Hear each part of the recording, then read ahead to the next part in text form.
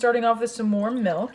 And then adding in 2 tablespoons of coconut sugar, which is going to help the yeast activate. Then we're just adding in our yeast. And I'll let this sit for about 10 minutes until it's nice and foamy. Doing the classic method of spooning and leveling my flour. There we go.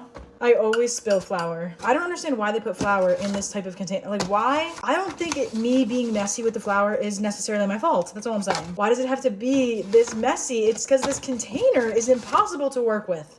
And then adding in some salt. If you've been here for a while, I mean, this container used to be full. Look at it now. Just putting in the rest of the coconut sugar. And then it's supposed to be vanilla bean paste, but I don't have that. And so I'm just doing vanilla extract, which seems weird to be adding to the dry ingredients, but that's what we're doing. Adding in the yeast mixture, adding in the melted butter, and it's supposed to be adding in 2 eggs at room temp. And of course mine are at cold temps because I am apparently never prepared. So 1, trying again, second one.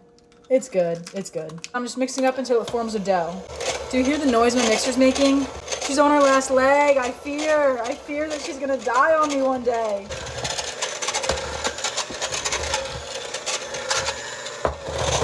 So once it forms a ball like this, it'll pull away from the sides of the bowl, and that's how you know that it's done. It's ready. It's about 8 minutes maybe. Now I'm just covering this tightly with plastic wrap, and I'm gonna put it in the fridge, and it'll rise overnight, and then we'll do the best part. Okay, so the next morning I got up, rolled out of bed, and went straight downstairs to the kitchen so I could get started on these cinnamon rolls because I had to have them immediately. I did not want to wait a minute longer to make these. So I started on the filling, which is just cinnamon, salt, and brown sugar. Mixed that all together and set it to the side. Then I took out the dough from the fridge. It proved overnight. It got nice and big, which is perfect. And then I put it on the cutting board, rolled it out. I took out the tape measure to make sure I got the exact correct size that I needed. I melted butter. I spread that on top. And then we sprinkled the filling on top, and you do not have to worry about the filling not being enough in this recipe. It is definitely enough. I've seen some cinnamon rolls online that just look like you never have enough filling, never enough icing. They look dry.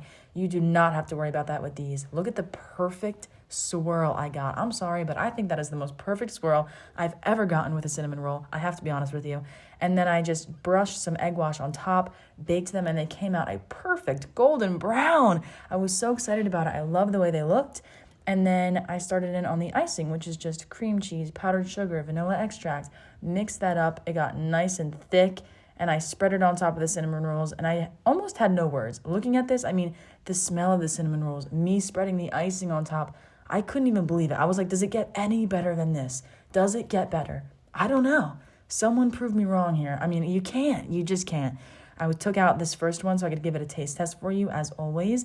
Look at the bottom. It caramelized on the bottom. I was freaking out. That's my favorite part. These honestly are a 10 out of 10.